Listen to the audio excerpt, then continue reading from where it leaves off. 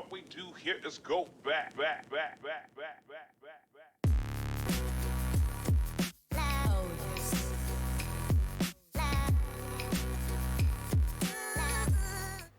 That is the one, I believe. Yes, we should be done. Good evening everybody, Mike here, Mike's Unboxing Reviews and How To, and this is our Saturday night live stream. It is Saturday the, can't tell what is going on there. Saturday the 11th of April 2020, and it's we're kind of sandwiched in between Easter at the moment, aren't we? We've done the Good Friday thing, we're waiting for the eggs tomorrow on Sunday for those of you that celebrate Easter. I'd imagine that most of you watching this probably do. And then all of you are going to be on your diets on Monday. So best of luck with that. And for those of you that are confined to your houses and can't get an Easter egg, yeah, I know the feeling. I'm in exactly the same boat. So that's enough of that. Let's get on with this live stream. Hopefully everyone is safe and well tonight and not fighting off any dreaded lurgy. It's a bad situation at the moment, and I do apologise for my slightly sweaty, sunburnt face. It's really, really hot, and I have actually got the ceiling fan on at the moment trying to keep myself cool because it is pretty darn warm here in the UK. Don't know what the weather's like in your places. Sorry, Kath? Oh yeah. If you can hear the fan and it's annoying you, let me know and I will shut it down. So tonight's live stream, what is it all about? Well, it's the usual. It's me just whittering on about general stuff that is on my mind, and also we're going to have some Q&A later on, so if you've got any burning questions about any of the motherboards that you can see here, or just an AMD motherboard question in general, keep the questions and save them for a little bit later, and we'll go through do the Q&A. So if you want to know if a certain processor works with a certain board or what combinations work with what, then yeah, we'll have a look at those a little bit later on, and we'll go through some of these boards in a little bit more detail. Most of these boards are ones which I've already reviewed already, so some of you have probably seen videos on probably most if not all of these boards already, but we'll go through and have a discussion about various boards, letting you know what I think is good value for money, what boards work for me personally, where I think these belong in the marketplace, and all those kinds of things.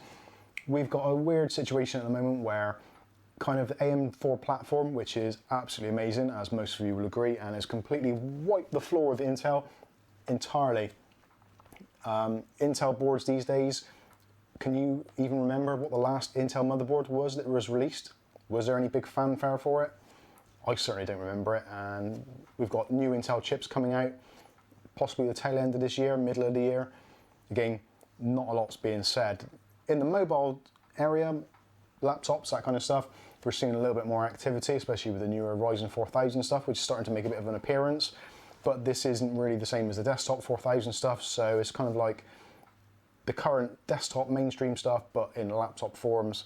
Anyway, it's a little bit of a mess as far as AM4 goes in that regard, and also for Intel. Intel are pretty much dead and buried at the moment. And as we possibly know, DDR5 is going to make an appearance this year. It is already in the timeline and is going to happen. So we leave ourselves in a predicament, because DDR5 is going to come out, and obviously that is going to be the mainstream option. DDR4 is going to take a backseat, as DDR3 did previous to that. So if you're building a system now, is it worth spending a ton of money on an AM4 platform? Difficult decision. If you're looking for longevity or future-proofing, then the X570 chipsets and the B550 chipsets, if they ever do see the light of day, are they going to be justifiable, all that money for boards, being that possibly even before this time next year, we're all going to be looking at an entirely new chipset, entirely new form factors, and possibly the emergence of the AM5 socket. Who knows? So anyway, that's out of the way. Let's say a quick hello to those of you that are in the chat already, and I see there's quite a few familiar faces already. So Angry Doge is in there first, as per usual. Good evening to you. Got Pierre Plays YouTube. As with all of our viewers, guests, contributors, however you want to look at it, if you see them in the chat and you see their YouTube name, feel free to right click on them and check out their channels and drop them a like and a sub and all that kind of good stuff. We're all one big happy family here at Mike's Unboxing, so spread the love accordingly. So Sky Stalker's in the house. Who else have we got? They're having a conversation about something. Kath's in the house. Well, she's in our house because she's sat opposite me. So if you've got any questions, feel free to pop a question over to Kath. I'm sure she'll be happy to answer them if I, for some reason, miss it or am unable to. That was difficult to say. Who else have we got? So we've got Clinch Sam's in the house. And he says, the Steel Legend wins there. And it has RGB, lol. Okay, it does. You're definitely right. It does have a lot of RGB. Who else have we got in the house? I have to scroll down through this. We've got Matthew Days in the house, no doubt, making some lunch. That is quiche today, is it? Half today, half tomorrow. Oh, good job. It's a bit hot for a hot meal today. So we've got Aletta's in the house, come to disrupt things and spoil the party as per usual. Captain Meese Adventures says, hey guys, all the boxers safe and sound. Hopefully you guys are all happy, safe and sound, and keeping yourself quarantined for what seems like an absolute eternity. Who else have we got in here that I haven't said hello to?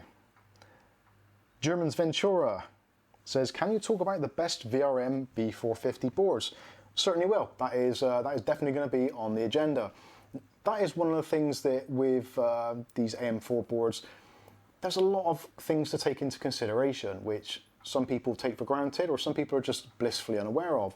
But for those of you that are into the more technical aspects of your motherboards, the VRMs are a very important factor, especially if you're considering keeping it for any length of time, maybe looking at a high-end processor, 12 cores, 16 cores, that kind of thing, as they become more readily available. Is your motherboard going to be able to cope with the extra power draw, the current, all that kind of stuff? Or are you going to be able to overclock your lower end processor, maybe your 6-core or 8-core chip? Do the VRMs have the staying power to go the distance? But yeah, we will definitely discuss that a little bit later on in the stream. So let's have a quick recap. Before we go into that, let's have a recap of what we've done this week and your thoughts and opinions on them. Actually, we've had a slight kind of decrease this week in video output due to, well, I picked up a weird skin infection, which seems to be some sort of bacterial infection, which I've managed to pick up, which has left me with, I've got a couple of blisters on my hand, which is kind of the remnants of it.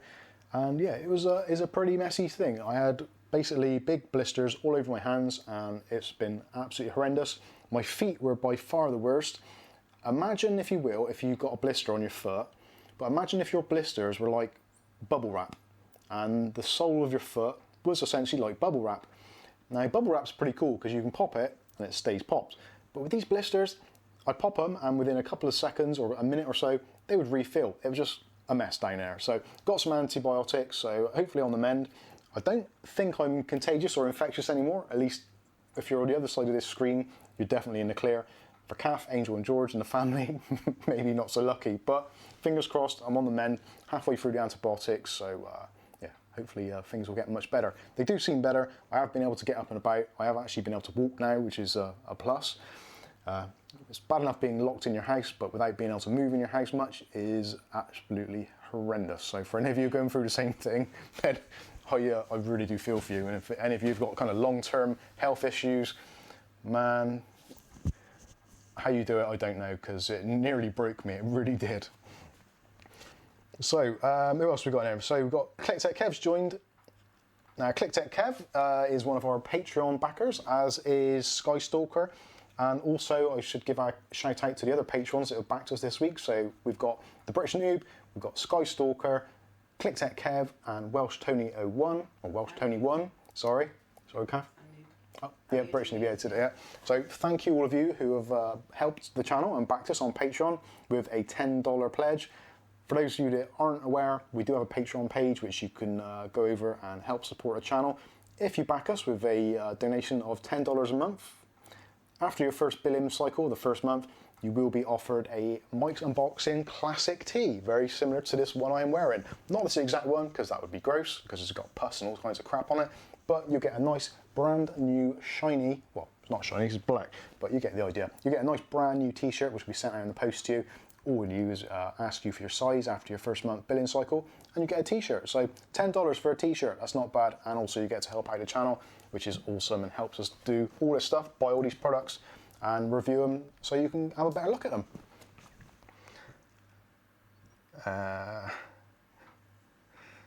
Ninja47's in the house, good evening to you. Grover Clark's also in the house. Grover Clark says, when I was a teen, I got blisters all on my hands. Well, from blisters. Yeah, they do get worse, don't they? Clint Sam says probably dermatitis, nothing to worry about. Yeah, well, it's from what I can tell, it's something like impetigo, I think is kind of what it's known, but it got quite badly infected. So my foot, the sole of my foot, literally looks like Freddy Krueger's face. It's not pleasant, but it's on the mend, so I am able to walk around now. So we can get to the, I can go up and down the stairs without sort of wincing now, which is pretty decent. Angry Doge says, that's a cool t-shirt there, Mike. Thank you very much, Doge. And hopefully you'll be getting one in the near future, possibly. Sky Stokes says, lol, Mike, share much. Yeah, share it all. Stephen Simmons is nice. Stephen Simmons, hi everyone, he says. William Rejo, hey Mike, would you mind checking out some viewers' part picker lists today? Maybe. Actually, maybe that's something we could do possibly as another live stream, just going through part picker lists. So if that's something that's interested you, or you would like me to go over your PC part picker lists, feel free to hit me up on a Discord or send me a private message, or just email me, mike@mikesunboxing.com, and send me a link to your parts list, and maybe I'll include it in a live stream.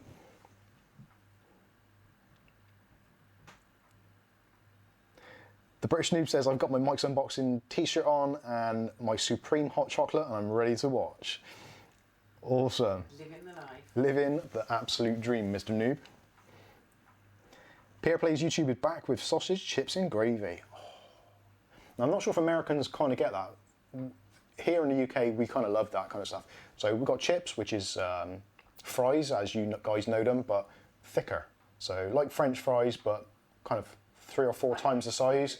Yeah, like my finger size kind of thing, but less scaly. So chips with sausages and gravy, like the kind of stuff you have with your Sunday dinner. Amazing, absolutely amazing. But you Americans probably think we're all weird, but anyway. There we go.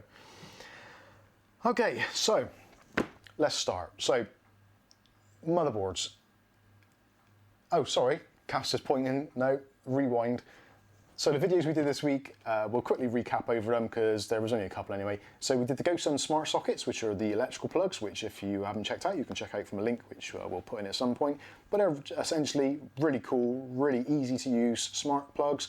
So if you maybe you've got like a fan, for instance, or some lights, maybe a percolator, coffee machine, that kind of thing, and you want to set it up so it comes on at specific times, so you don't have to worry about setting it, so you can just leave it, go to bed, and it'll go through the app. You can set a time for it to come on, so your coffee is going to be ready for you first thing in the morning, which is an absolutely amazing use for them. But personally for me, I like to use them for things like fans, for lamps, especially stuff that I can't get to. We've all got it, haven't we? Like in our entertainment section, in your living room or your lounge or whatever you want to call it, you've got your TV, you've got your video, you've got your hi-fi, you've got your broadband router possibly, all those other kind of things, and it's all kind of all stacked there. But normally the sockets are basically right at the very back. So you've either got to be kind of super bendy and flexy to be able to kind of wiggle around and get to the back of the TV to turn all your switches on, or you leave it on all the time and you kind of leave everything on standby, which wastes an absolute ton of electricity.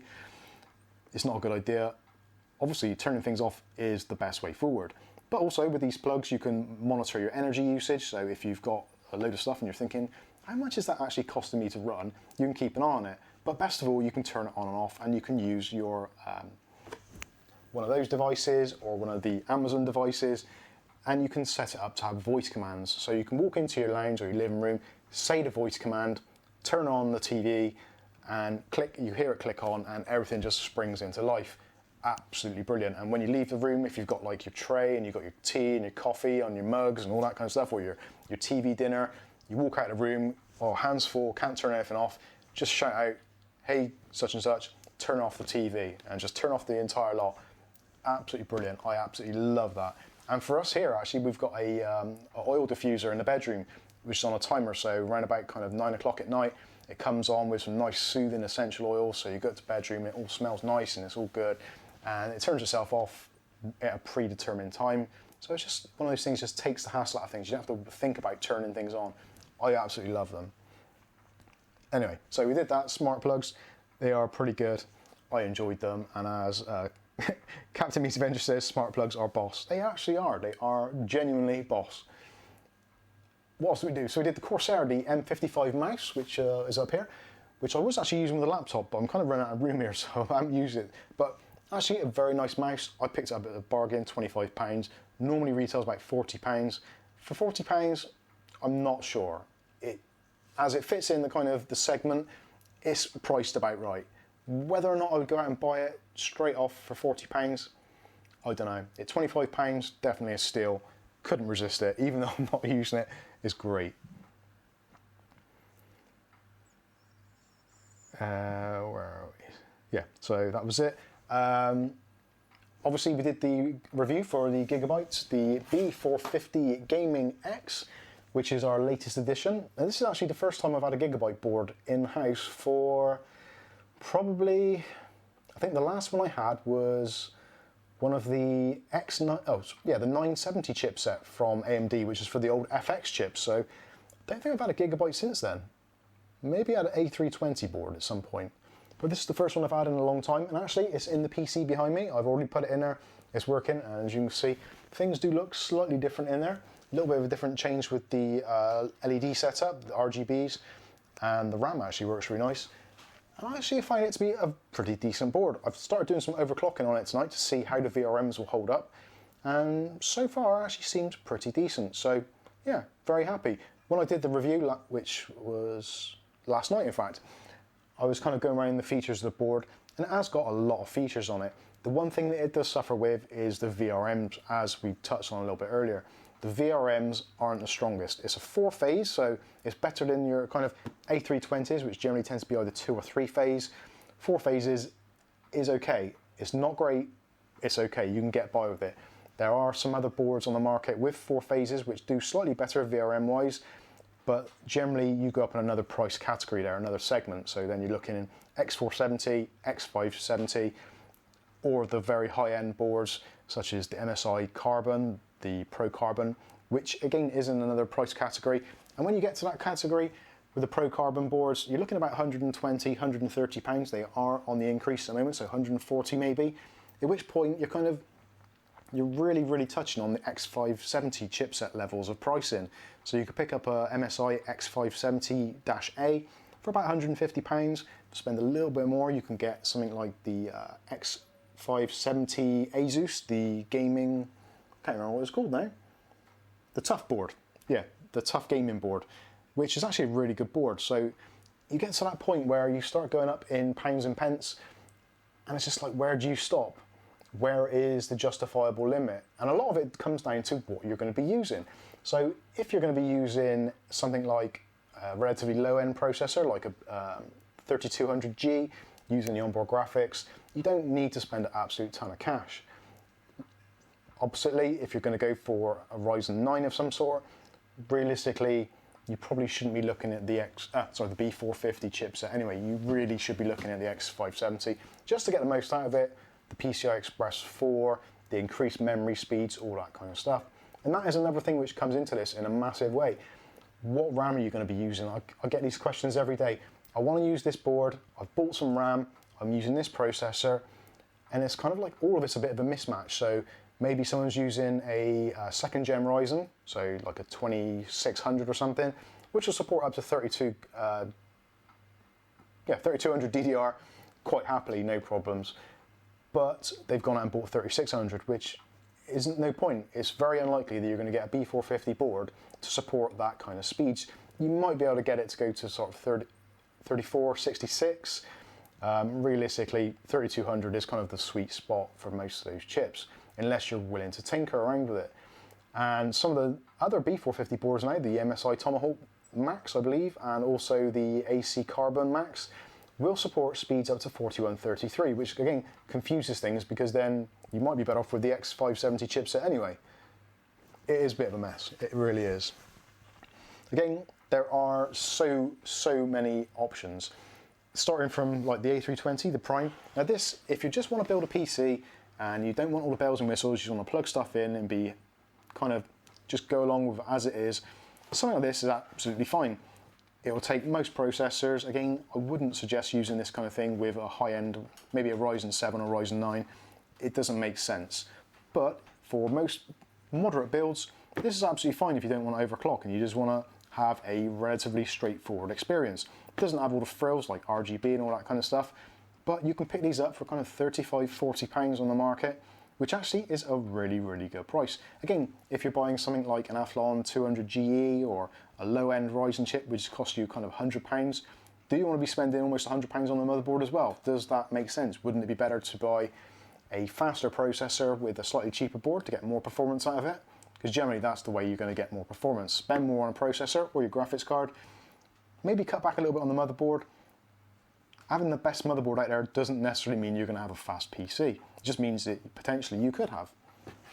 So anyway, let's take another look at some of the questions. I think that was, the other video we did was the Adobe Sticky Fix, which is one of those things which is annoyed me for a little while actually. Every now and then I'd accidentally do it and I didn't know how I did it. And I realised after I kept on pressing the S key by mistake and turning off my magnet in Adobe Premiere. For those of you that don't use Adobe Premiere, this is probably straight over your head, but for those of you that do use Adobe, you'll be like, oh yeah, that is so obvious, why didn't I think of it? But anyway, so that was one of my slow burning videos. I like to think of as one of those videos that I do which doesn't immediately get a load of views, but you know it's just going to keep on and keep on and keep on trucking until basically Adobe Premiere decides to die, because the key switches generally always stay the same through the life of the cycle of the product. Like copy and paste is always like C and V, that kind of stuff. So yeah, it's one of those videos which will just truck on, just keep on generating views for years and years. So let's have a look and see what you guys are actually saying in the stream. So, if there's anything I've missed. Kath Churchill says, did you see the fly on Mike's head on yesterday's video? No, said he I edited that out. with the flies flying on his screen on Oh yeah, there are. Did you edit it out, did you? Yeah, I think so. Yeah, going on the monitor and on Mike's face. Yeah, there was. I've actually today I've started using our oil diffuser, which if you want to get an oil diffuser, you can click on the link up here after the video is finished. But Otim do a really good oil diffuser, and top trick, you'll love this, citronella, which you can get quite easily, or tea tree oil. Now tea tree oil and citronella, insects hate it, they really do. Flies, wasps, all that kind of stuff. So if you want to keep flies away from you when you're in bed at night or whatever, you know what it's like. You're sleeping, it's really hot, you haven't got the covers on or you've got your feet and legs out, and you can wake up in the night because you got... I hope there's no reflections on the screen at the moment. This Kath is being rather rude, putting me off completely. Anyway, where was I? Yeah, so you're sleeping sort of El Kimbo, and in the night there's a fly on you or something. It just wakes you up. It's just really annoying. It's really irritating. But get out yourself an oil diffuser or just a citronella candle, and get some tea tree oil in it or some citronella oil. Burn it. Keeps those critters away. Brilliant stuff. Absolutely brilliant. So yes, that was it. Alessa says, I have a motion detector light switches. Oh, I have motion detector light switches, so lights come on when you walk into a room. Yeah, they're really cool. They actually, I have been tempted to get that for our kitchen, because in our kitchen we've got those kind of lights that are in series. So there's like 8 of them in the ceiling, and Kath goes out there, I go out there, Angel goes out there, whatever, making some food. And you always come back out and forget to turn them off. So I really wanted one of those old-fashioned switches that you press in and they're on like a slow release and they gradually pop out, and when they pop out all the way they turn the lights off. It would be so annoying, but I'm tempted to get one.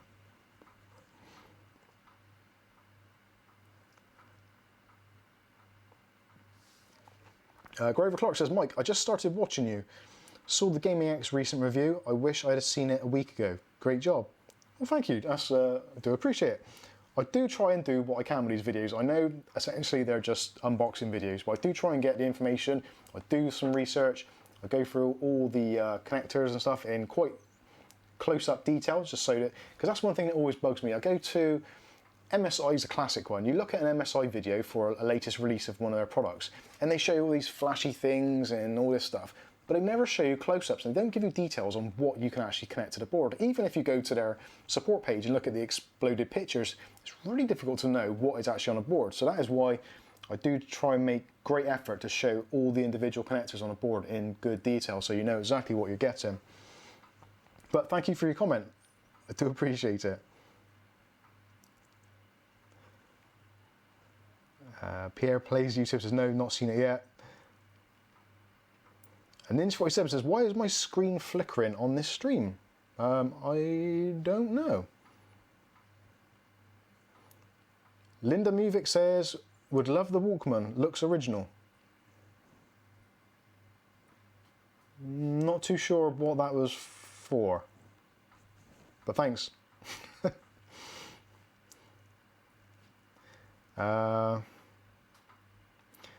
British Noob says, any of them for sale? I know the X370 Prime is, but I want a micro ATX so I can use the Kamikaze. Captain Meets Adventure says, like and share the stream.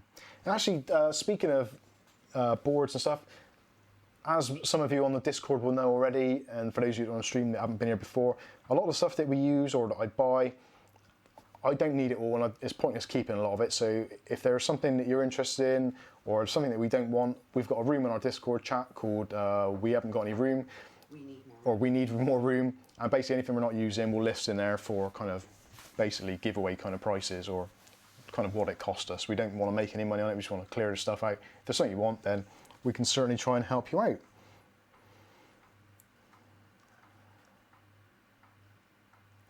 Captain Meets Adventure says, I just have a thought. Your studio looks like an old school PC shop. It does a bit, doesn't it? Yeah, all the stuff hung up on the wall. It kind of, I think that's probably from when I used to work in a PC shop, and it all comes back to me a little bit, all that kind of retail merchandising. Alexa says, I like my MSI X570 Unify. It has the same 12-phase VRM as the $500 X570 Creation. The X5, some of the really expensive boards, I understand it because there's obviously things on them which make them more stable, I would say, possibly arguably, or offer more features. But it really does pain me. I think it's because I've always been a cheapskate or a tight arsehole, however you want to put it. I don't like to spend more money than I absolutely have to get something working or to get something to a satisfactory level. So spending actually when I bought the tough gaming board, the X570 for my video editing PC, that was about 155 I think, or 160 I paid at the time, which actually to me seemed to be like really extravagant. I didn't really need it, but I did want to try it, see what the X570 chipset was like, and for the processor I was using, it seemed like a good idea. But I will be completely honest with you, my Ryzen 5 3600 with the X570 board with 32 gigs of RAM, if I put the PC next to my Ryzen 7 1700X with 32 gigs of RAM on the Prime X370 Pro, literally I cannot tell the difference between the two. There is no difference between them whatsoever.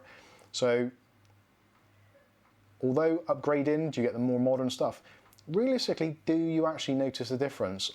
I would really actually love to do the blind test with a really expensive motherboard system against a kind of cheapo system and see if I can tell the difference. I don't think without benchmarks, I don't think I'll be able to tell the difference. I think most people would probably be in the same situation. But it would certainly be nice, and if I win the lotto, then I will definitely get myself a godlike or one of the creators type boards.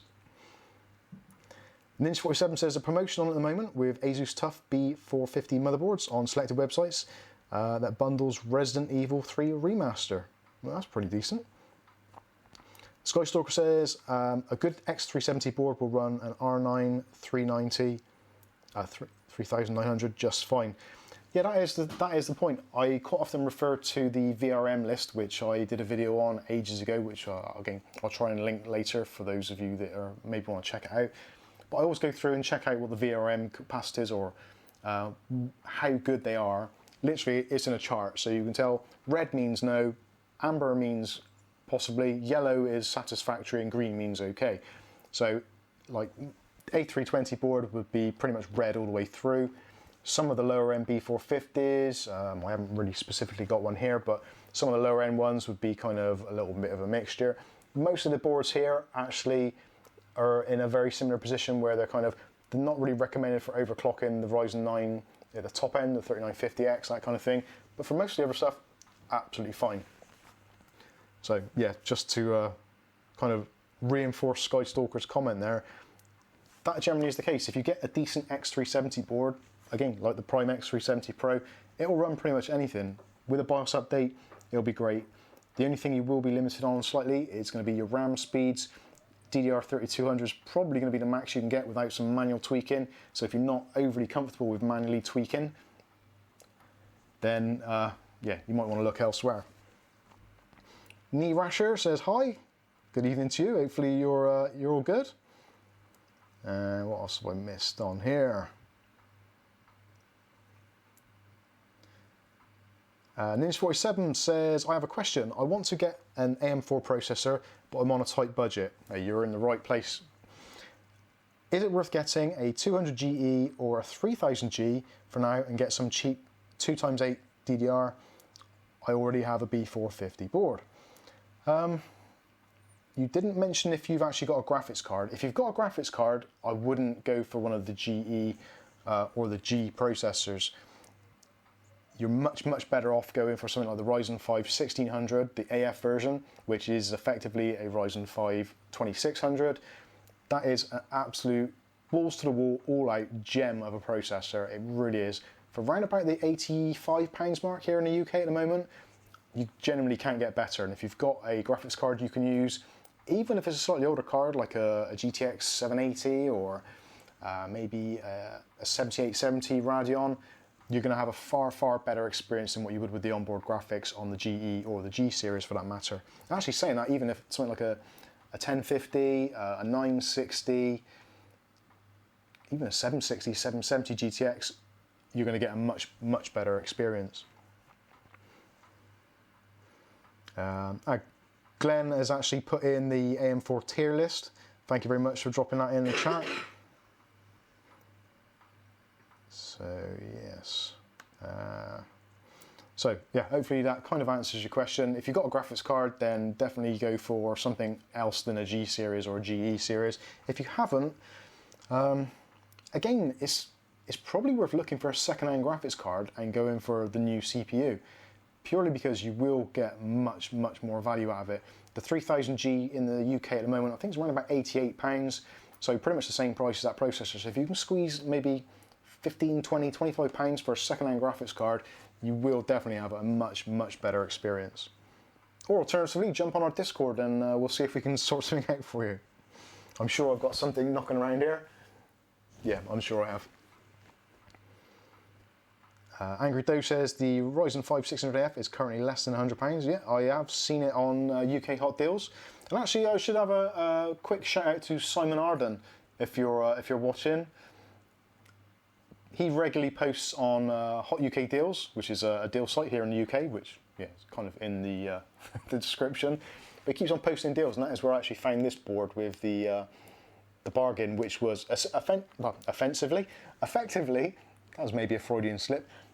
Effectively, this board has cost me about £65 because it came with a free $20 Steam voucher. So if you're buying Steam games and you want a good low-cost board, this is unbeatable at the moment for kind of £65 worth in the UK.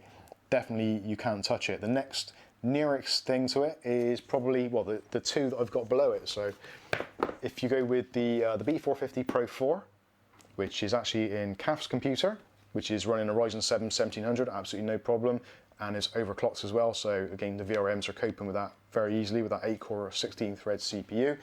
Or we've got this one here, which has been sent in for review. This is actually one of our viewers' boards. So this is Angry Doge's board, who's one of our not long time, but one of our regular contributors and very active on our Discord chat.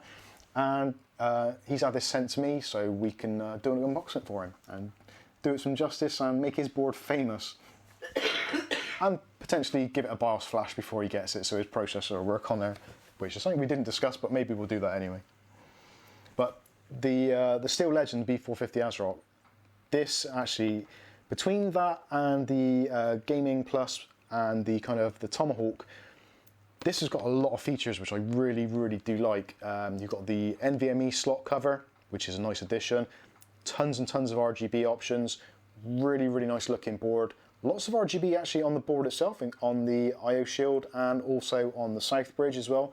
So if RGB is your thing and you want to save a little bit of money, you can't quite stretch to the Tomahawk kind of levels, this is a really good board.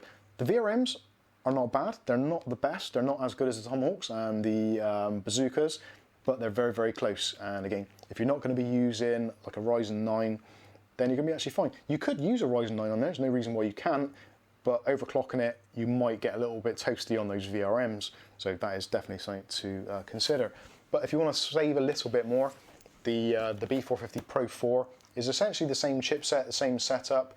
It doesn't have the nice shield on the M.2, doesn't have the additional RGB lighting actually on the board itself, but it does have the option to connect up RGB. So if addressable RGB is your thing, this is definitely worth looking at, which is one of the problems with the MSI boards. The Gaming Pro, or Gaming Plus rather, is a really, really good board, and it shares a lot of its VRM technology and cooling technology, and the general layout as well with the Tomahawk boards. There's very little in between them, but it doesn't support addressable RGB, which for some people now in 2020, that is a kind of bit of a sin. Although saying that, the MSI implementation of addressable RGB isn't great anyway. And that is one thing I did notice yesterday actually when I installed the B450 Gaming X from GigaByte. GigaByte's implementation of addressable RGB actually in their own software is the best I've seen so far on any motherboard. It takes the Asus, all the others, blows them out of water. There's so much flexibility actually in the software. The only pain is you have to install their App Center to use a lot of their features, which for me, I'm not a big fan of. I would rather just have a standalone application for RGB, but with this, the App Center, it tries to install this other stuff like Norton Antivirus and Google, what's the Google file thing, Google Drive, all that kind of stuff. You don't really want that, and if you're not careful, it will install it all for you just when you click install. It just does the whole lot. So you do have to be a little bit careful with it. It does bundle a lot of stuff that you don't necessarily need. But having said that, it does seem to be a very, very nice board. Runs really well. Like I said, I put it in that machine. It's been absolutely fine. I'm still got to do some benchmarks to see how well it actually runs. The Smart Fan actually works really, really well. I was having some issues with the MSI, the B450 Gaming Plus Max. Trying to get the fans to regulate. They've got the fan control center, which is okay, it's not bad, both in BIOS and the software. But it just seems really flaky, and you can't quite get it to set the fans exactly how you want them.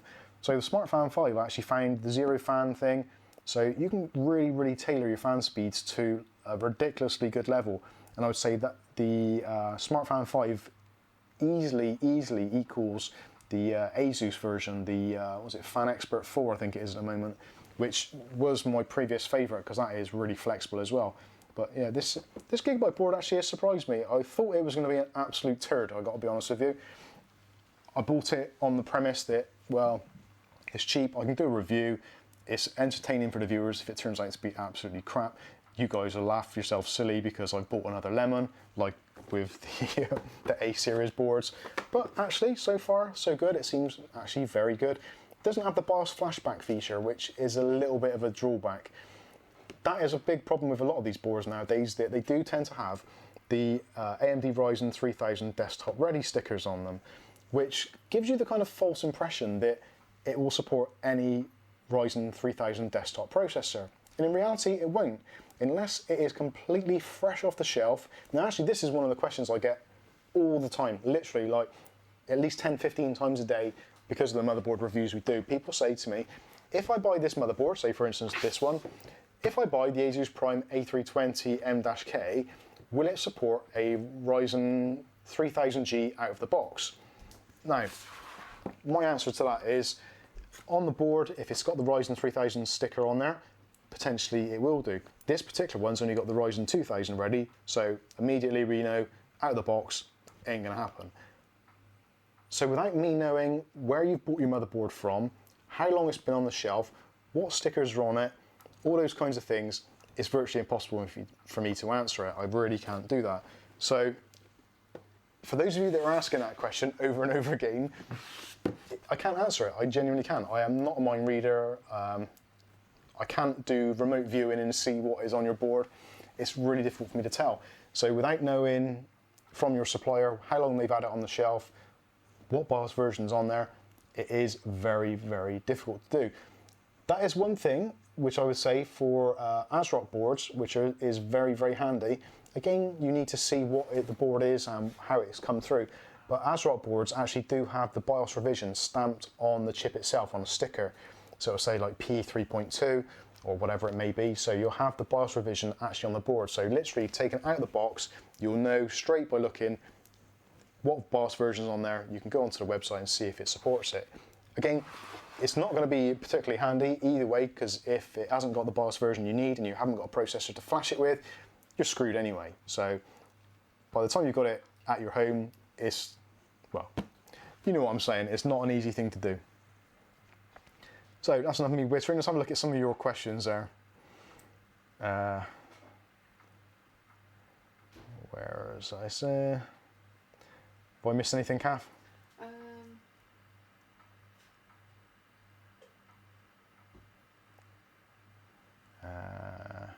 Captain Meets Adventure says, congratulations on 10 million views. Thank you very much. It's, yeah, who would have thought some slightly strange, slightly tubby, bold bloke from Bristol would be able to get 10 million views on a YouTube channel. I am always constantly reminded of a conversation I had when I first started this channel with somebody I work with, Kash Bakar, if you're watching. Good evening to you. And we were having a discussion because he's well into YouTube and he knew a lot about it before I'd even really... I watched some videos, but I didn't know about the whole YouTube setup and what went on. And I said to him, what do you reckon? How do you reckon I'll get on? Do you reckon I'll get like 100 subs or something? And he said, I don't know. He said, you'll probably be lucky because it's a pretty tough market out there. So to now be kind of 3 years in and to have nearly 24,000 subs and 10 million views, I quite fondly look back on that moment thinking, if only I knew now what I knew then, or what if I knew then what I knew now? Yeah, something like that. You get what I mean. If I'd have known that then, I could have just smirked to myself smugly, like the smug git that I am. And someone else also said, is it a comedy thing? What is it about? Can you remember that? Yeah, who was that? Oh, yeah, and someone else said, it, like, they asked... What is it? What is it? What's it all about? What are you doing? Is it comedy? Is it comedy? It was like, well, potentially, I suppose it could be. Depends how you see it. But anyway, yeah, so I'm digressing a little bit there. Grover Clark asked, can you give some background about yourself and the impact DDR5 will have on current motherboards, please? Yeah, that's actually a good question. From, who is it, sorry, Kath? I can't see now. Grover Clark. Grover Clark says, I can't see where it is now. Okay, George wants ice cubes. Yeah, go for it, George. Hello. Tyrone says, yes, but AsRock boards are dog poo and break all the time. Tyrone, that is a very, very hurtful thing to say. AsRock actually started out being an absolutely turd company. They genuinely did. They were split from their main parent company, which was Asus, and it was designed because at the time Asus boards were very expensive. Now this was in the kind of, I think this was the Socket 370 era, maybe Socket 7, Socket 370, that kind of time. So Athlon XP chip kind of era, or slightly before. And Asus and AsRock, they kind of split and had two different companies. But the boards and a lot of the R&D staff and actually the manufacturing staff were in the same building, but it was just like a sub-company. And a lot of stuff that came out was pretty poor. There was the GX 741, I think it was, which was a SIS chipset, which was absolutely horrendous. The failure rate on those was off the charts. Absolutely horrendous board.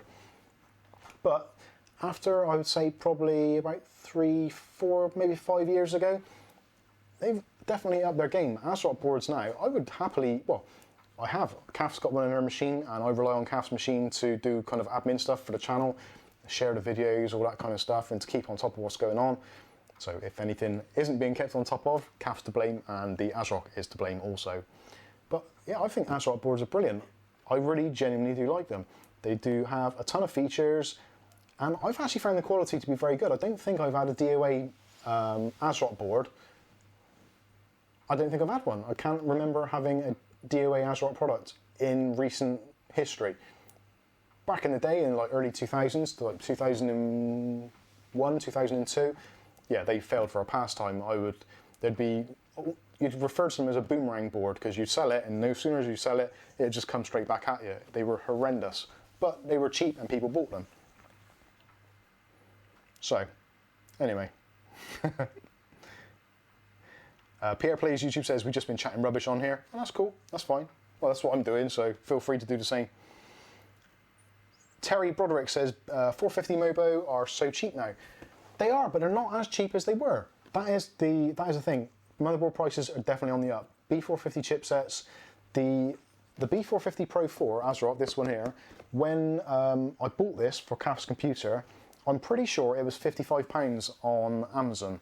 And recently, if you look at it now, you're looking at about £80 again. So they have shot up, and previously you could get a very good high quality X370 board, such as the Prime X370 Pro. When they first came out, you're looking about £160, £170, and they dropped down to about the £130, £140 mark, which actually made them very, very attractive. But they were basically double the price of the B450s. But now the gap is closing quite dramatically. Definitely something to keep an eye on. If you're looking at buying, I would suggest buy now because stocks are dwindling. If you can get a board, that is really difficult. This B450 that we had come in, that was actually a real struggle to actually get that. There aren't many of them about, and the ones that are about are slightly inflated prices, so definitely do be aware of that.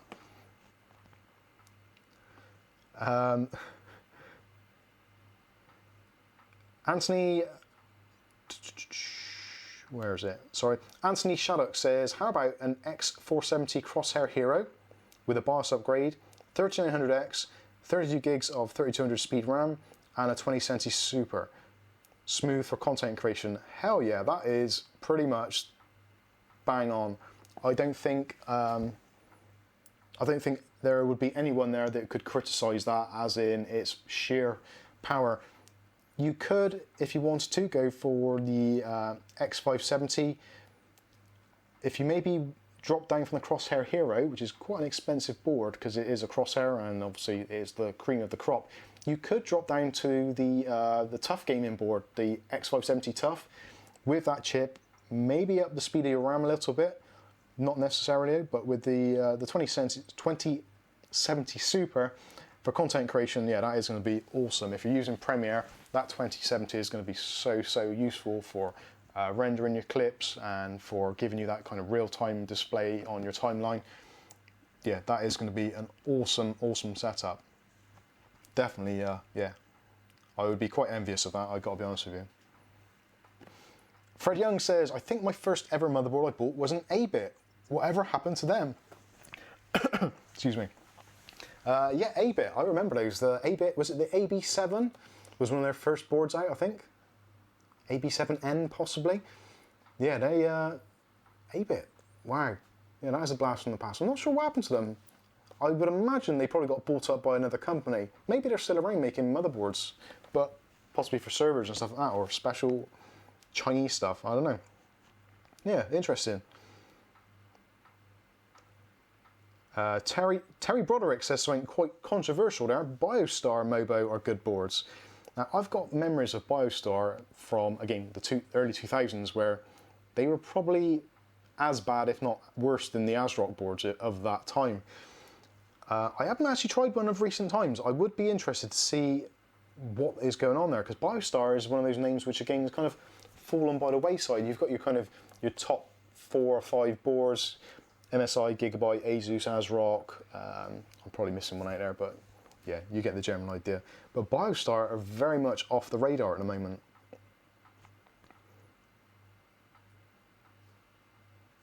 Tyrone says, I still get 10 plus AsRock boards back per week. The only other that comes close is MSI, but that's down to the volume that they sell. Yeah, MSI boards, MSI have had a rather checkered history when it comes to quality control. They do tend to have some serious swings and roundabouts. And looking at the current crop of the X570 boards, which are not great, especially in the mid-range, when they had such a great output with the B450s, which again is mental really. But yeah, I will agree with that. MSI have been a little bit iffy. But interesting to see that you still get 10 plus AsRock boards back per week. That does surprise me.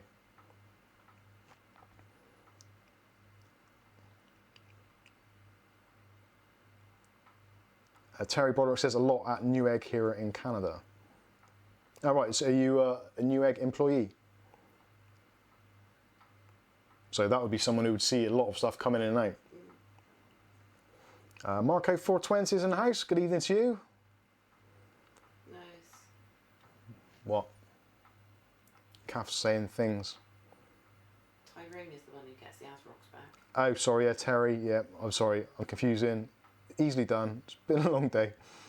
Skystalker is saying to Anthony Shannons, I've used the Asus X370 Crosshair Extreme 6 and the Asus X570 Crosshair Hero. Both have been very solid and ran the R9 390X like a champ. There you go. That answers the question. Captain Meets Avenger says we need a 4-hour Let's Get Pissed and Talk Rubbish stream next weekend to celebrate 10 million views. So basically you want the same stream but done over 4 hours rather than the usual 1.5. Okay. Maybe in the week. Yeah, maybe in the week. Although saying that, we can't get any beer because essential items only, we're not allowed out. You don't even go out. Glenn's asked an interesting question actually at Tyrone. What is the most common failure on AsRock boards? I'd be very interested to hear that also. I would imagine a lot of it is, with AsRock, is because they're at that budget price point that people are buying them who are relatively either newbies or on a budget. So they've got a selection of parts which they've cobbled together, which maybe are incompatible anyway or need a BIOS update. So they put it all together, doesn't work. What's going wrong? And rather than actually try and diagnose it or work out where the problem lies, they just try and RMA it straight away. That's my personal opinion. I could be completely wrong, but I think that's probably where a lot of it lies.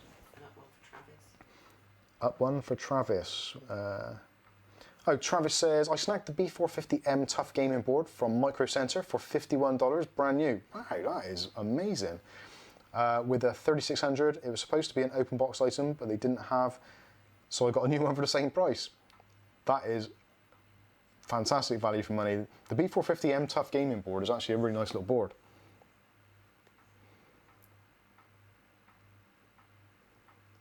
Marco14 says, watch out for CAS latency on the memory, Anthony.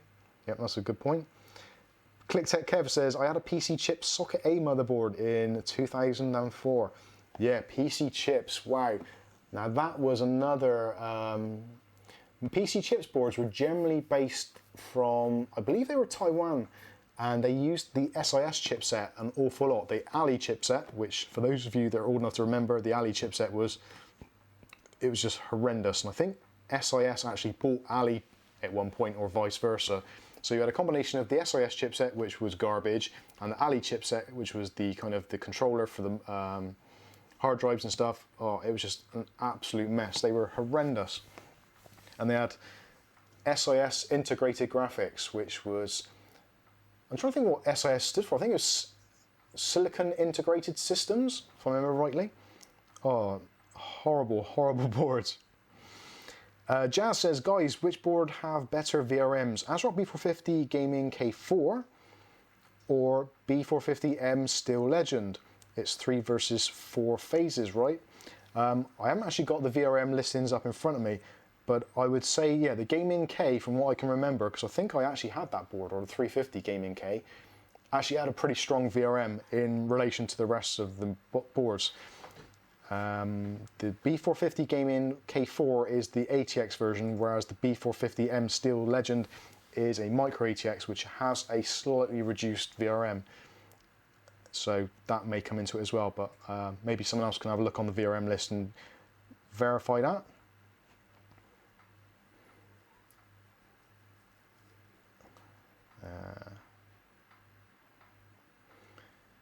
Angry Doe says 54 viewers. There's a lot of bored people out there.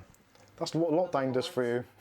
Yeah, and people love motherboards. Who doesn't like a good motherboard? Well, not that these, well, arguably, are these good motherboards? Let me know in the comments. What do you think? Are these good motherboards? Take that one out of the equation, because that's just a motherboard. It works, and that's about it. But genuinely, what are your opinions on the B450 chipset? I actually think it is a very, very valid part of the AM4 lineup. The A320 is for your business machines and for your very, very entry-level stuff. Your X470s and your X570s are for your content creators and people who've got that bit of money to burn. But I think for the large majority of people buying and building AMD systems, the B450 chipset is pretty much the sweet spot. You get most of the features with very few of the drawbacks. You do get issues with the VRMs, like we've discussed, 3 phases, 4 phases versus 5s and 6s, etc. But with 6-core CPUs, even 8-core CPUs, these boards generally seem to be fine. They really, really do. I'll say Kaf's running the Ryzen 7 1700 in their machine with the B450 Pro 4, this one. And again, it's been no problems. It's been really good. Actually, very reliable. In fact, her PC is probably one of the most stable PCs that we've got here.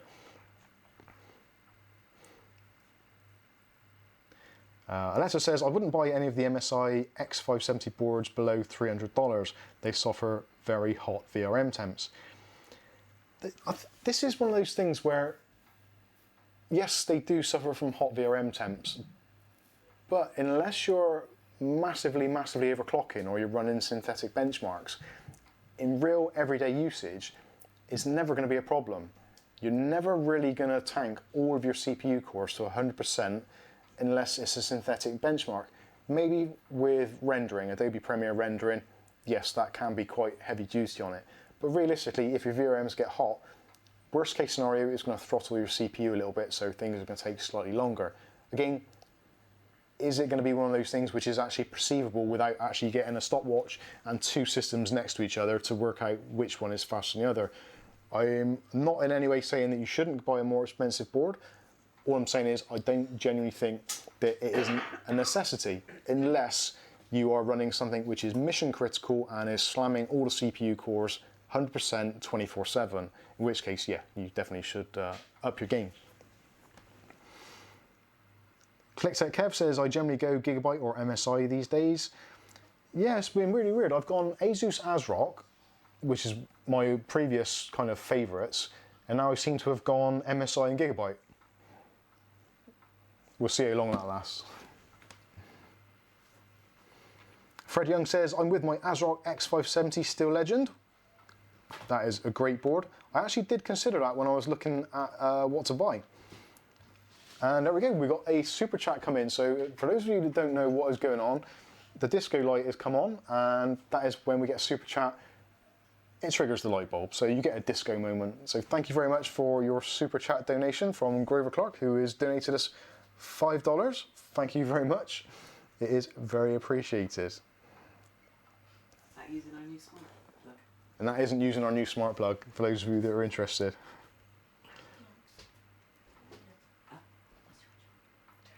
Where are we? Terry Broderick says VIA used to be the best. Oh, the VIA chipset drivers, the VIA 4-in-1 driver, that was interesting times. A lot of people didn't install the VIA chipset drivers and used to have loads and loads of problems. Fred Young. Pierre plays YouTube. Beer is essential. I could do with a beer now. My throat is absolutely killing. I've been talking for far too long. Terry Broderick says, I replaced a lot of expensive Asus Mobo's 478 chipset motherboards that broke with cheap BioStar motherboard with the BioStar. Oh yeah, the Intel 478 chipset socket. Oh dear. Oof. Tyrone says most PC components fail due to improper use stroke fitting. Totally would agree with that. Terry Broderick says I don't work for Newegg, but Newegg has super deals. I think we can order from Newegg in the UK, but I think they put on some ridiculous postage charges. I have looked on their site a couple of times. They have actually, from what I could tell, had very good prices, but the shipping was very expensive.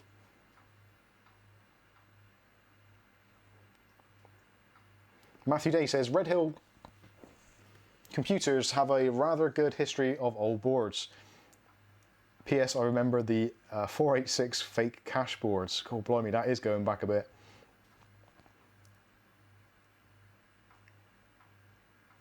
Aletta says, they are good motherboards, but they're yesterday's motherboards. They are, much like today's news is tomorrow's chip wrapper. That's quite a strange analogy, but yeah, it kind of works.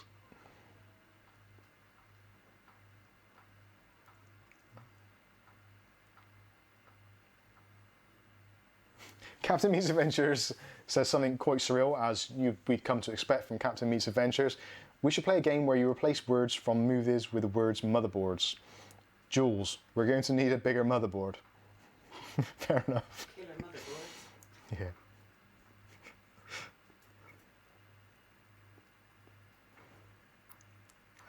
William Rejo has sent a PC part picker list, so I'll take a look at that a little bit later. Jibant1 says, don't forget the VIA CPUs. Oh, the VIA CPUs. Yeah, VIA, I believe, bought the Cyrix company, or Cyrix bought VIA, one of the two, and they became a 586 CPU manufacturer. And yeah, those they were, I think, what was the Cyrix? So I'm trying to think what that was, a socket S370, I believe. Maybe even socket 7. Ooh, back in those dark old days.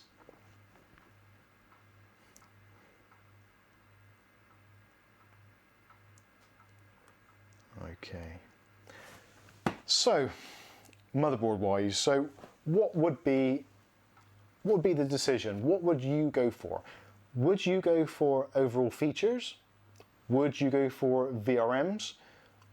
Or would you go for something else altogether? Let me know in the comments. I'm really interested to know. I'm going to order these now in what I would consider them to be from high to low. Now, I'm going to take out the Prime X370 Pro because that's probably an unfair comparison. And I'm going to take the A320 out of the equation as well because that's even more yesterday's tech, so we're not even going to go there. So what we've got is the Gaming Plus Max, the B450 Steel Legend, the B450 Pro 4, and the B450 Gaming X. So if you were going to organise these 4 boards into order from best at the top to worst at the bottom, how would you order them? And let's say that price is not an issue. So if all of these boards cost exactly the same, where would you put them? Let me know in the comment section which ones you think, or just let me know which you think your top board would be. And I'm going to go through, it's a really difficult thing to do because depending on what you want from a system is going to reflect massively your choice of board. So for me personally, I don't really care about overclocking. Precision boost overclock generally works fine for me for what I need. Aesthetics, I do weigh quite a lot on aesthetics, but I also do put a lot on reliability as well. So that is something to be consideration. So I'm just looking to see what you guys are putting there. So that's not a small moon, it's a motherboard, Star Wars. Alexa says I'd go for the best overclocking boards. So all right, let's do it that way then. So if we're doing it for best overclocking boards, then we're going to have to go with the B450 Gaming Plus Max because it has far superior VRMs to all of the others here. Next up, I would say it's probably going to have to be the Steel Legend. So that's going to be our runner-up as regard to overclocking. Based on that alone, because the B450 Pro 4 and the Steel Legend share the same VRMs, that's going to have to go with that.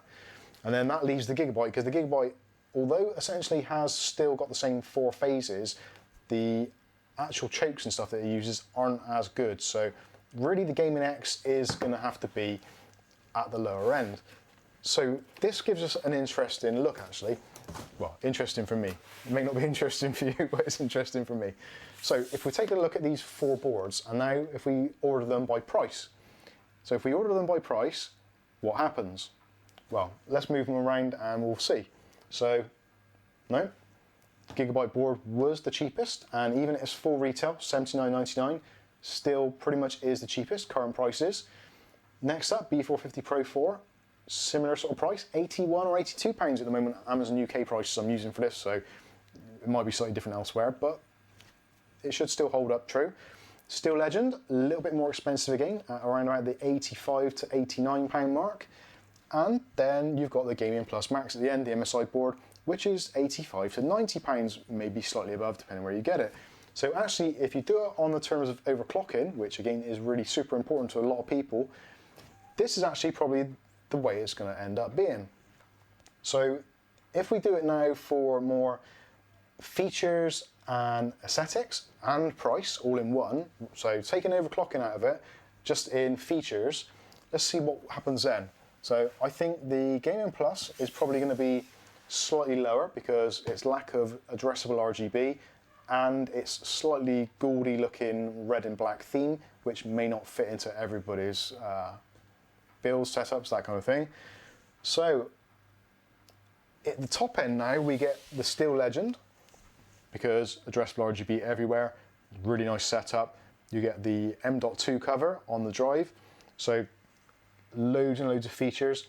AsRock software is actually really good. The motherboard BIOS, really easy to get into, and some overclocking ability. Let's not forget that it will overclock to some extent. So if we're saying that, then I suppose really then we have to go with the Pro 4. Then it comes down to these two, which I personally, because of the addressable RGB, probably would have to go with that. And because of the price, which then puts the Gaming Pro Max at the bottom, in my opinion. So how does that differ from your opinions? I'll have a quick look on the screen here and see what's going on. Houston, we have a motherboard. We certainly do, we've got loads of them. Sorry, Kath, can you pass my drink over for me, please? So let's see what you guys have been saying. So Skystalker says the biggest box wins. Duh. Well, yeah, it has, kind of. Although that board is a little bit smaller than those two, so not always quite to plan, but very close.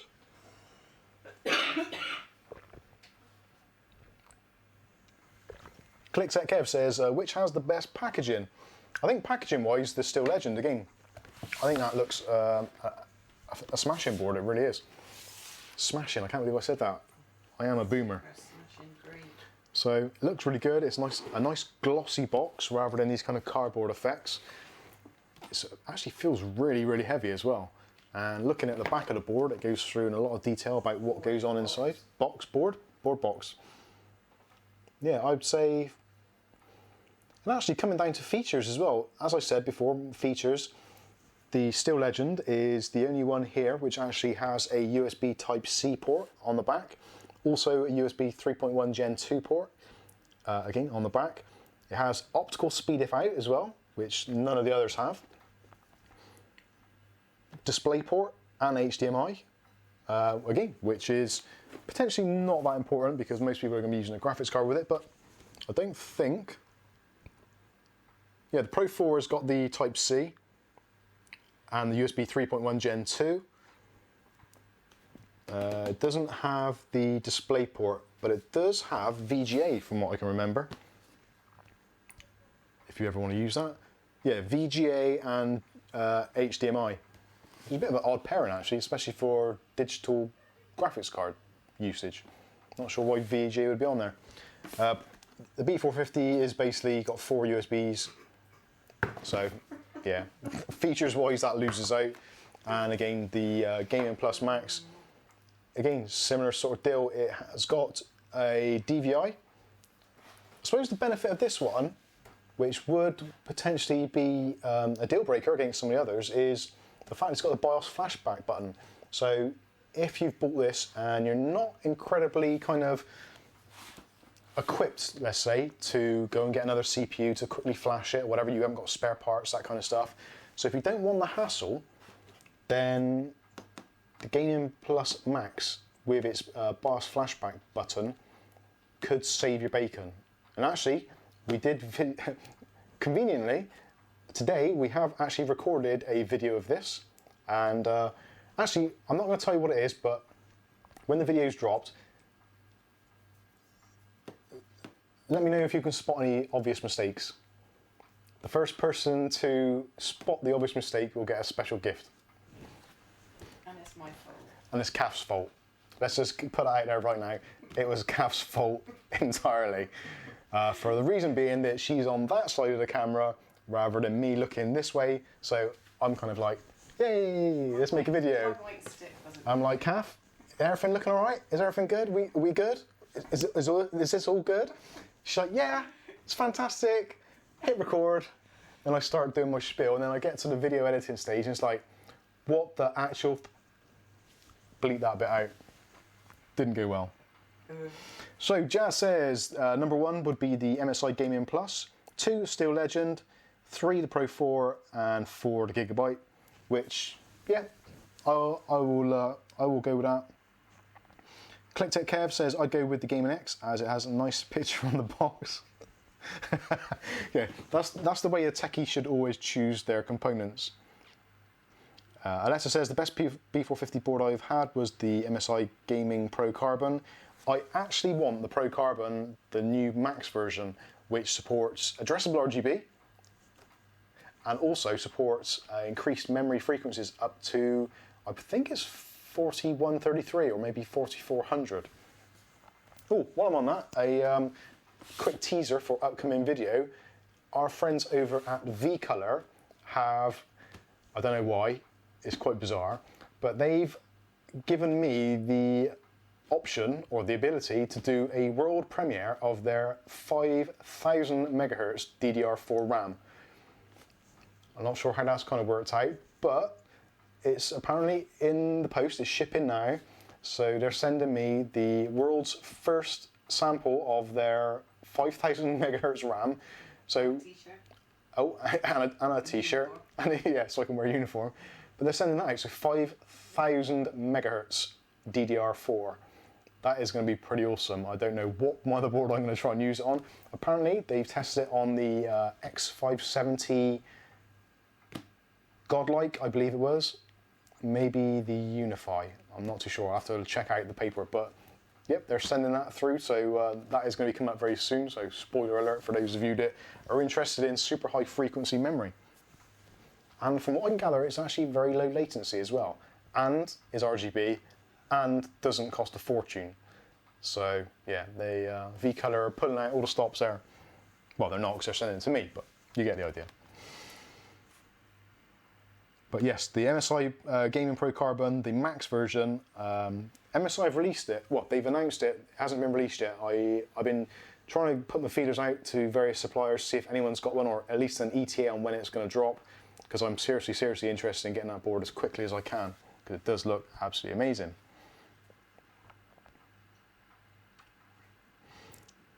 Skystalker says, "Oh, I want a special gift." Well, if you find the problem, you'll see it. Terry Broderick says, I got 4 AsRock Mobo and I've sold 2 already.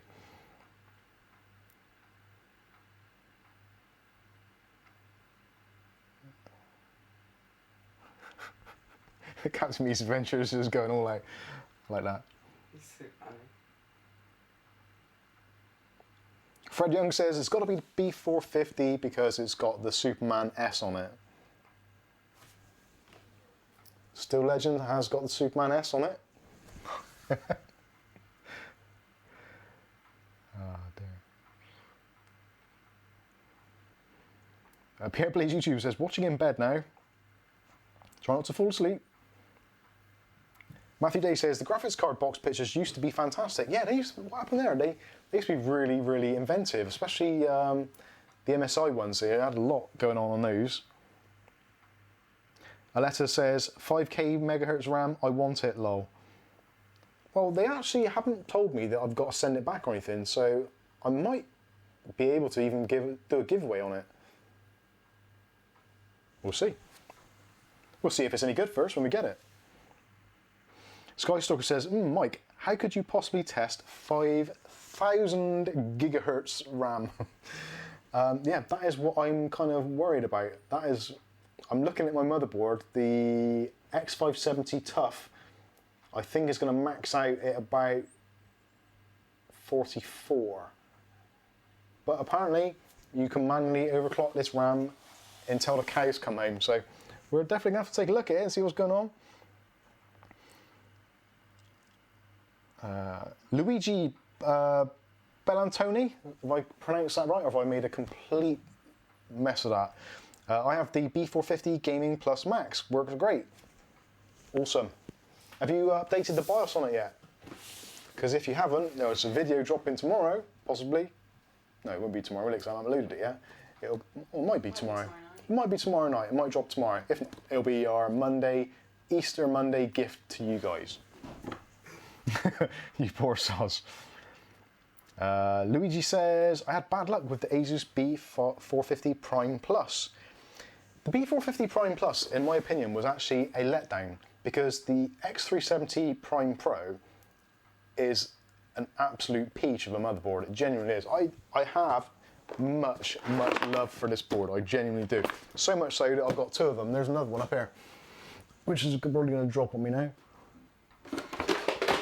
Oh. It's raining rubbish. It's raining PC part shop stuff. To anyone from V-Color that might be watching, I do apologise, and also from Sharkoon. And also, if you are watching, could you send me a link for your RMA department? Skystalker, Linus! Yes, I did a Linus. So yeah, you can tell. Oh, it's come open. You can tell how much I love these boards. I have two of them.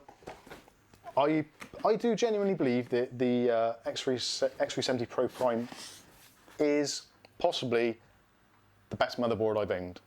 Certainly, longevity-wise, I've had these now probably 3 years, and they just keep on. I've taken them out of systems, I've put them in systems, I've overclocked the shizzle out of them, and they just keep on going on and on and on. They really do. And they've got USB-C and also USB-C headers. What a fantastic board. 6-phase VRM, so you can basically put anything you want on them. Actually, let's clear the table, get rid of everything. I'm going to put these back in the computer. Oh, and try not to drop it while I do it. Anyway, let's stop. Stop dropping stuff. Sorry. Clinton Davis says, I'm guessing that 5 gigahertz RAM will only, or is it 5 gigahertz or 5,000 megahertz? Is 5,000 megahertz 5 gigahertz? I suppose it is, isn't it? Complete mind blank. Will only be a benefit to Ryzen-based systems, as Intel generally doesn't seem bothered by RAM speeds. Yeah, that is true. The 5,000 gigahertz is only for Ryzen systems, really, to take advantage of anyway.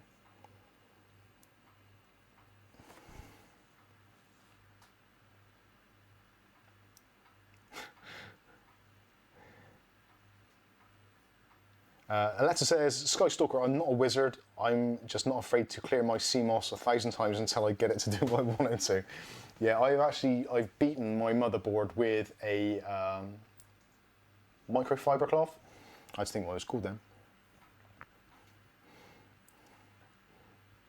Pierre Blaze YouTube says, is that my motherboard? Don't drop it. That's right. Is everything but? The one on the shelf is the one that drops. So the other, actually. The other one of these, which I've got, is in my other video editing machine, which I did at the build-in with the Rio Toro, the CR100 TG case, which on that live build. And again, it's been absolutely flawless. Genuinely love those boards. I really do. In fact, actually, the X370, what was it? The ROG, no, the Hero board, Asus Hero. That has got addressable RGB on it, so that would have been one of my other options. That is a great board. So, Noob and Pierre Plays are going to fight over the motherboard. I would actually pay to watch that. My money is on Pierre.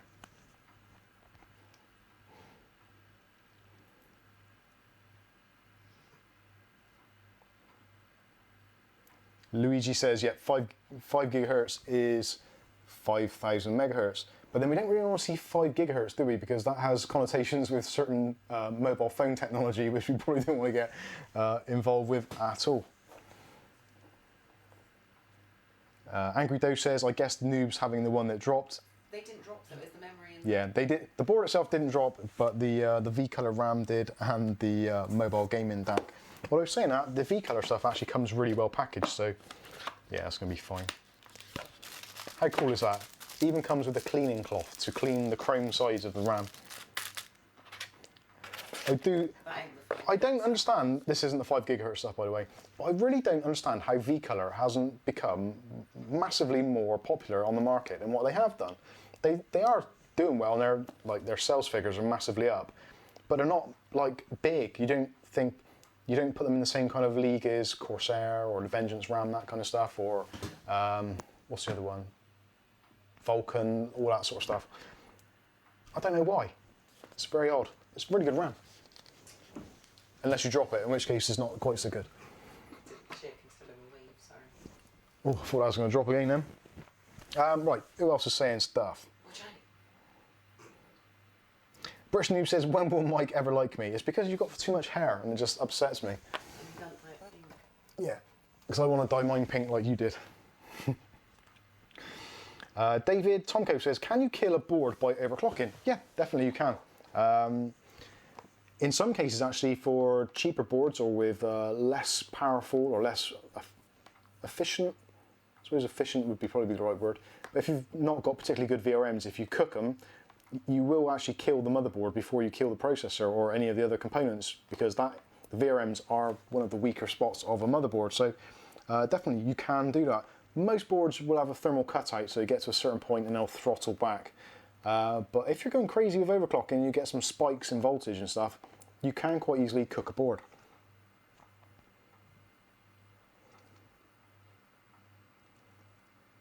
Ricardo says, hi Mike and Kath, hope you're doing fine. Yeah, we are, thanks Ricardo. Well, yeah, touch wood, I think we are.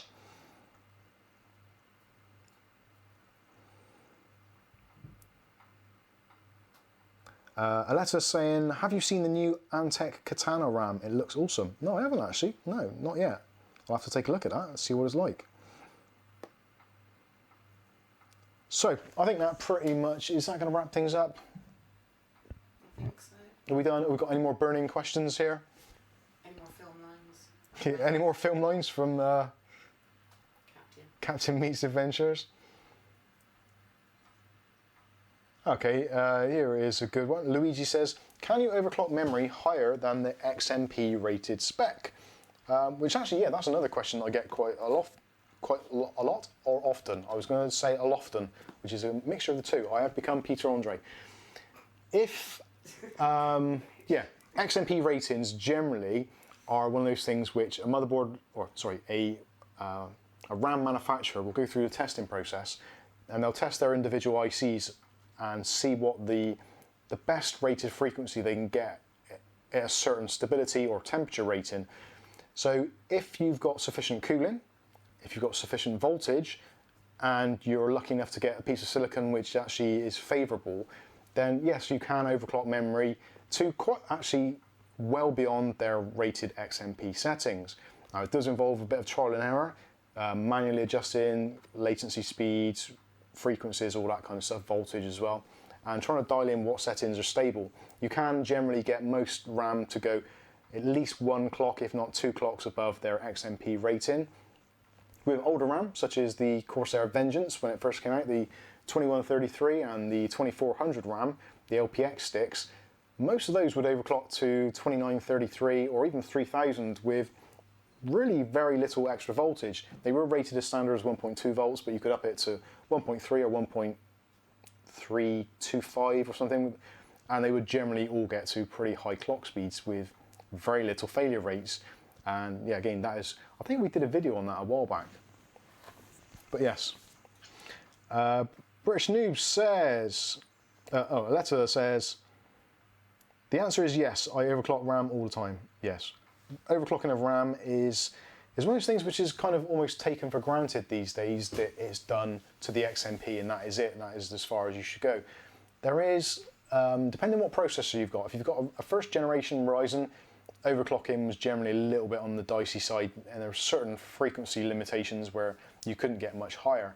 With Ryzen 2, that improved with the enhanced memory controller, and with the new Ryzen sort of, not 3rd gen, but the 3000 series, the improvements in the actual chip itself have allowed those frequencies to go even higher. Again, some of these can get up to the 5000 megahertz, which is still kind of quite mind-blowing when you consider maybe only 2 years ago, 2400 or 2666 was kind of like where we were peaking at. So it has come on a lot, which also makes me think, where are we going to go with DDR5? What is going to be the entry level speed of DDR5? Is it going to be 5000 megahertz?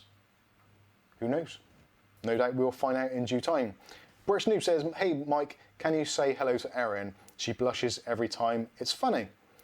It's probably not quite so funny for Erin, but Erin, thank you for watching, and if the noob has forced you to watch this, then I do apologise. Don't worry, it'll all be over really soon. The stream. The stream, that is, not your life, because I don't think he's that mad. Maybe he is. Clinton Davies says, in regards to BIOS updates on motherboards, would you say it's always best to keep it up to date, or only if there is a need to? Yeah, that is a bone of contention. If you're a tinkerer or a tweaker and you like to try new things, then definitely do it. Sorry, Calf's making me laugh again. Yeah, if you're into trying out new things, then give it a go. There's no reason why not to. You do get often enhanced frequencies on CPUs and memory, more compatibility generally, more stability. Although if you're not overly kind of confident, and if everything's working as it should do, I would leave it alone. The chances are, if you flash a BIOS and there isn't a need to, if something goes wrong, you're seriously going to kick yourself, because potentially you've bricked your board, there's no way back from it, it's unlikely to be able to be reflashed, and you've got a kind of $100 or £100 worth of motherboard, which is now an expensive paperweight. So yeah, if it ain't broke, don't fix it is a general rule of thumb.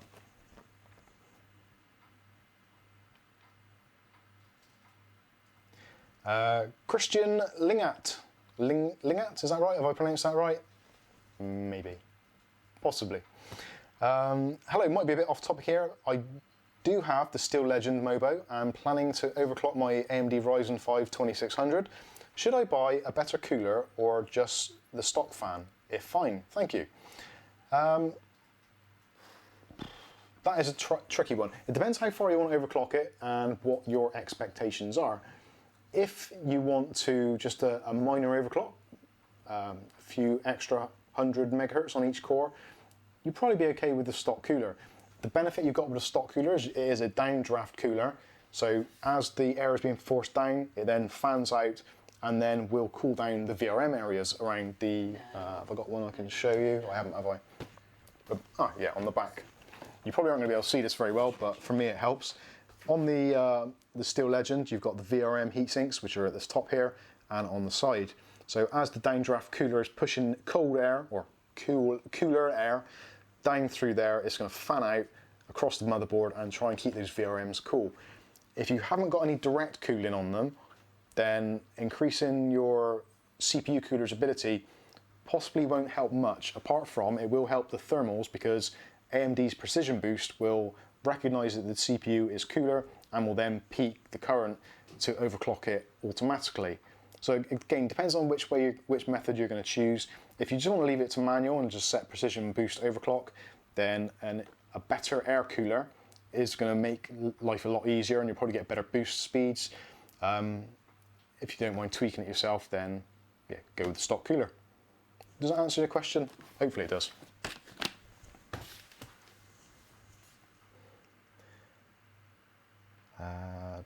So that's the answer, yes. Alessa's saying, I read that DDR5 should work up to 5,200 megahertz, which is incredible, really, if you think about it, it really is. Clinton says, thank you, no problem. Jasper Dark says, I just built my first computer. I always bought pre-builds before. There's no shame in that, we've all been there. But ended up with the MSI Tomahawk Max for my 3700X CPU. Good combination there. My question is, I started out with an MSI A-Pro that some channels busted for. Being a seriously bad Mobo, is that something you know about? Sorry for my slight off topic. I'm not entirely sure what you're trying to say there, but the MSI A-Pro isn't a great board, and if they've swapped it out and put a Tomahawk Max board in there, then yeah, you've done very well on there. That's worked out very well on your side of things. Help me, Obi-Wan Kenobi, you're my only motherboard. This might take off, you know, this whole replacing words with motherboard. What about my motherboard will go on Titanic? My motherboard will go on Titanic. Calf said that one. Yeah, let's just say in there to Christian, you should be able to run a 2600 at 3.8 on the stock cooler.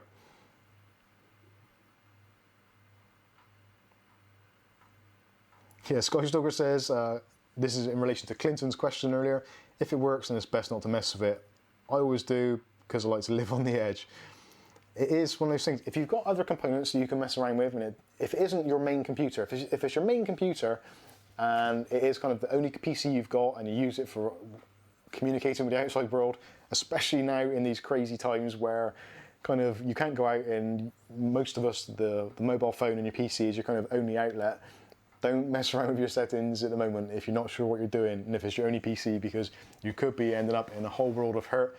And trying to get another motherboard or more components at this time when postage is very limited and scarce, yeah, it's asking for trouble. After the lockdown, or when this whole Corona thing pans out, yeah, play around to your heart's content. And if you do break anything, don't forget to use our affiliate links in the description below to buy any replacement parts.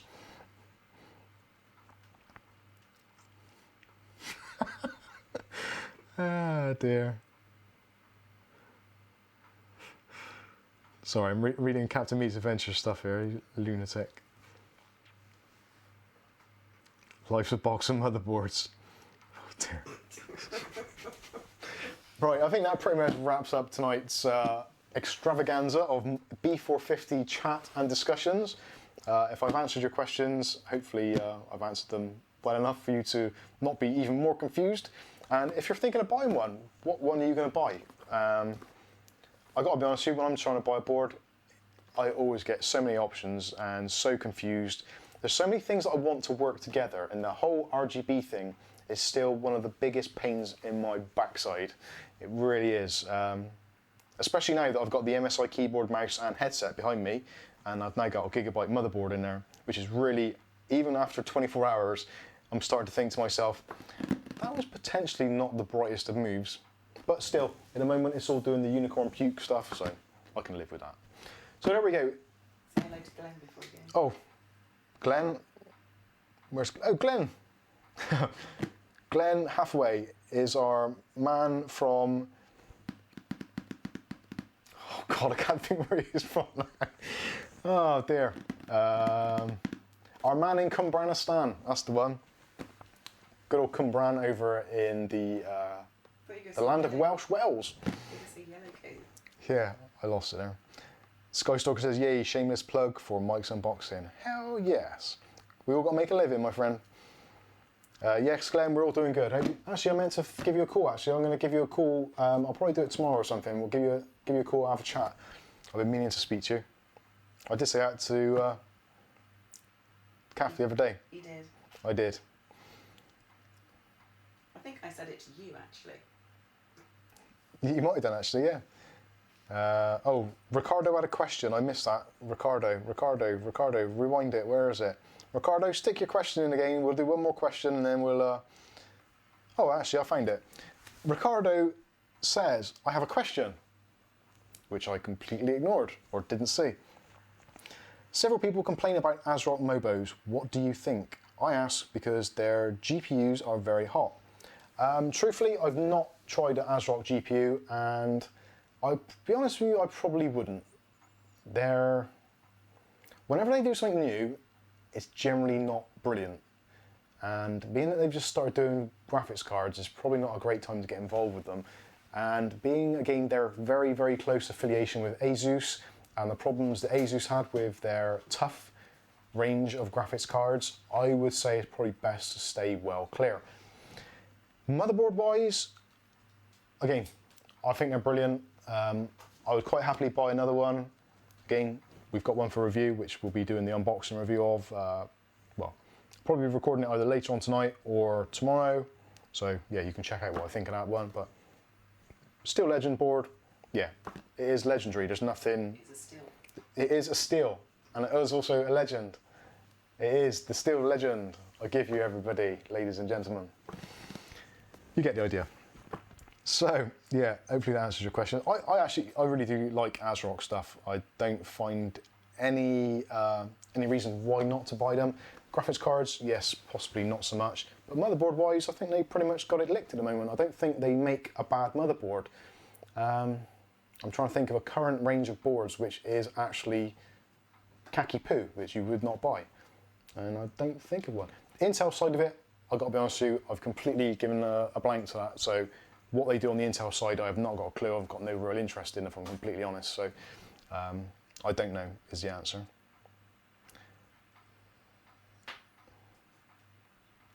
Glenn said we said that together. Our man in Cumbranistan.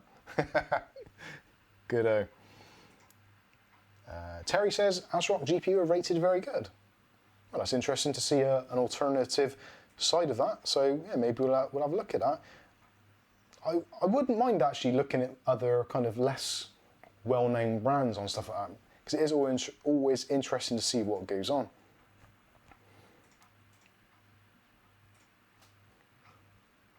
Matthew Day says, seen the Don't Visit Wales. I haven't seen that, I'll see it. Intel is way too pricey, yes it is.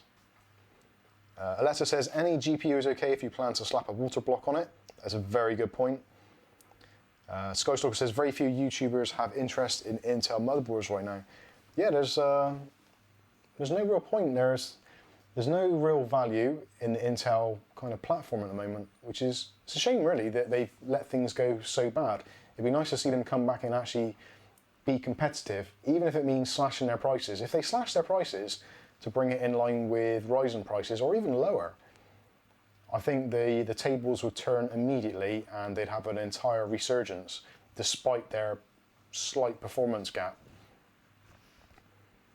William Reggio, can you speak Spanish? No, I struggle with English.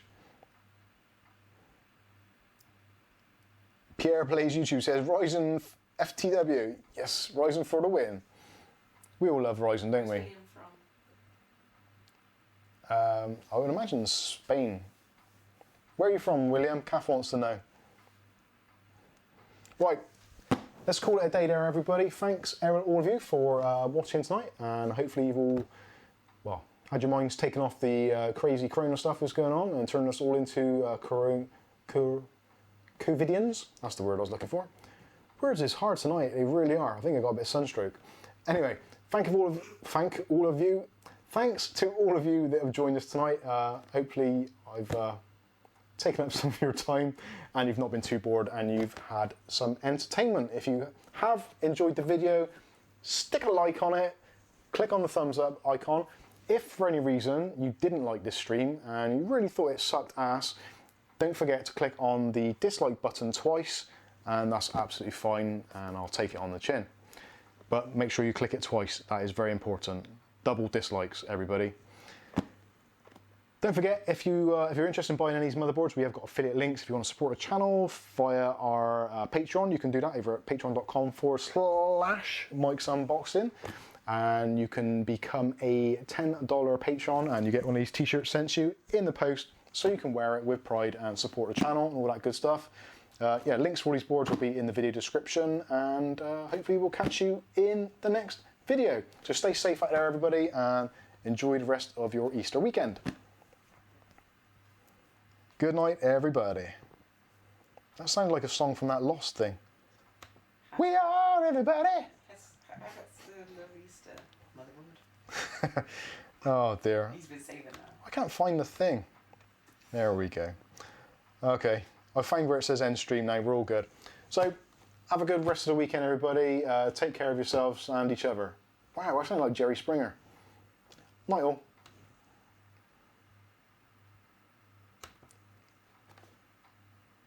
This is the bit where I click on end stream and it says, no, you're not going to do it.